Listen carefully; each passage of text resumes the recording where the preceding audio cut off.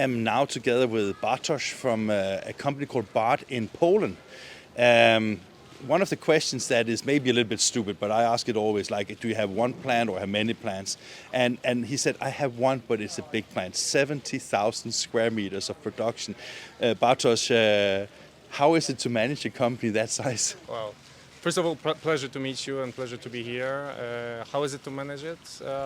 If you have a good team in place, people you can trust that grew with the company from the very beginning 30 years ago, it's actually not that difficult. So it's about having the right people so you can just monitor.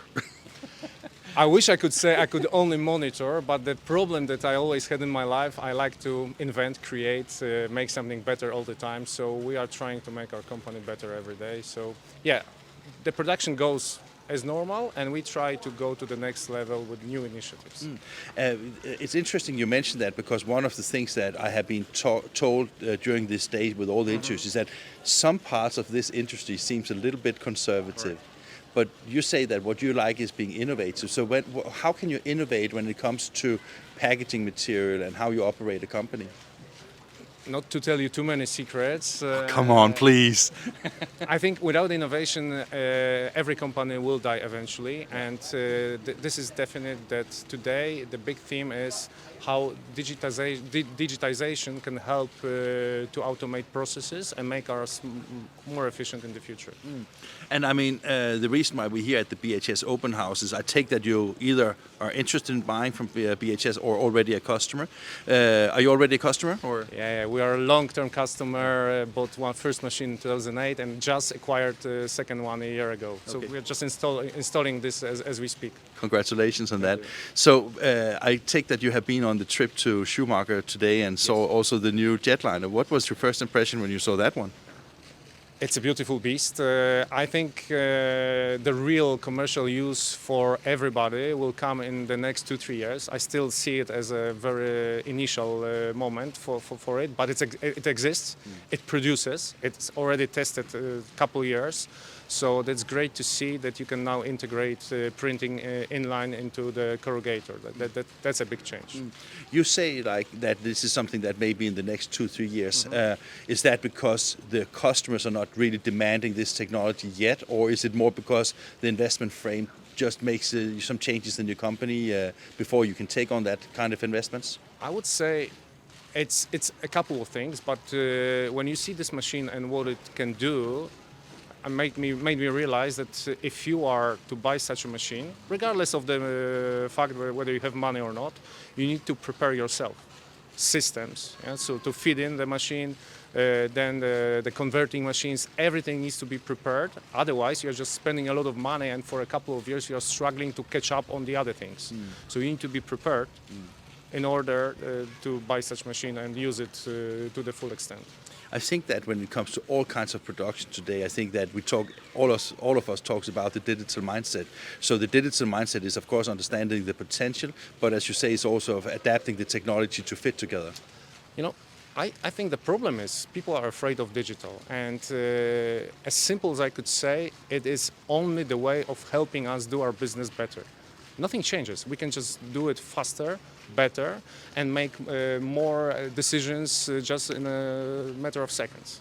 That's it. One of the things that I don't know if you heard the presentation this morning from I think Los Angeles spoke about the QR code as something that was really a driver in this thing.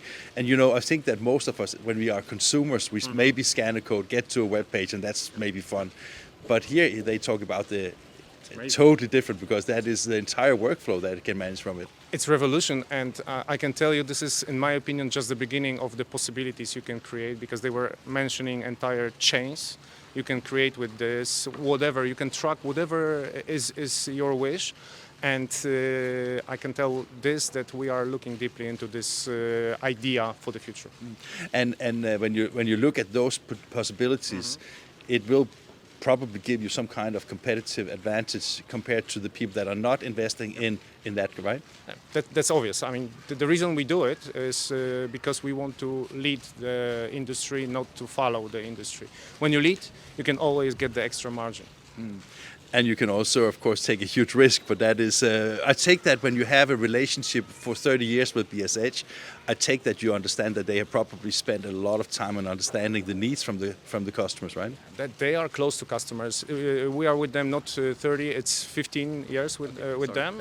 30 years is how long the company exists ourselves. Okay. So you did some errors before you got into it? The company started in the garage. My father did first 2 machines with his brother. You know, the typical nice big story. So yeah, it was a rough beginning. BHS, coming back to the question, they are very close to their customers. And as long as you want to share your problems with them, they will help you. Again, very often you see that people don't share those problems. Yeah. They complain, but they don't ask for help in a proper way. So yeah, we do have a proper conversation with them all the time. What type of customers do you serve? It's a big range of customers, but mainly we are dedicated today to FMCG. To what, sorry? FMCG. FMCG, okay. So that basically means that you have to make something that has a shelf life, needs to be reordered, so you can, you like wine, liquor, you know, all these kind of things, right? Correct. You name it. Whatever you think you need to buy in the next couple of days because you need some water, you need some groceries, some television set, whatever, that would be us. And what is the demand from customers? Do they need that digital thing right now, or is that something that you have to educate the market about first? It depends to whom you talk to.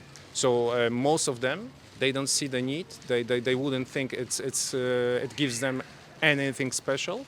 But we are looking for those who are ahead, thinking the same as us, and we want to create alliances to just be ahead of others.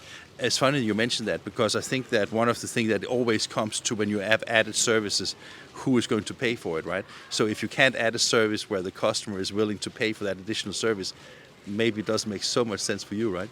If it also makes sense for them. There's like a joint reason for both parties to do it. Thank you very much, sir. Thank you, it was a pleasure. Likewise.